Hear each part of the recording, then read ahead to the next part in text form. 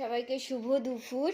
এই দেখো আমার মেয়ে মোবাইল দেখতেছে আর কর্তামশাই ঘুমাচ্ছি, কিছুক্ষণ পরে ডিউটি চলে যাবে।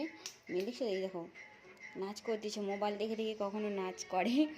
আর আমি কাজ করতেছিলাম, মানে কাজ করতেছি আর কি, ওই জন্য মেয়েকে একটু ফোন দিয়েছি। আর চলো দুপুরে রান্না কি হয়েছে আমি তোমাদের সাথে সেটাই শেয়ার করি।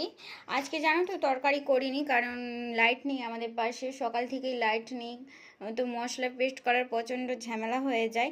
নিচে শিল নোড়া আছে, তো নিচে আর কে যাবে বলো তো মশলা বাটতে, তাই জন্য সমস্ত কিছু ভাজাই করে দিয়েছি। শাক ভাজা হয়েছে, মূলা আলু ভাজা করেছি, আর করেছি সাথে কুঁদরি ভাজা, আর এখানে আছে ডাল, ভেজ ডাল করেছি, আর ভাত তো আছেই। আর কাদের কাদের এরকম ভাজা দিয়ে খেতে ভালো লাগে অবশ্যই কমেন্ট করে জানিও। আর আমি কি করবো বলো, কারেন্ট নেই, তো মশলা পেস্ট করার মতো কিছু করব, সমস্যা হয়ে গেল আর কি। তো চলো সবাই ভালো থেকো, সুস্থ থেকো, বাই।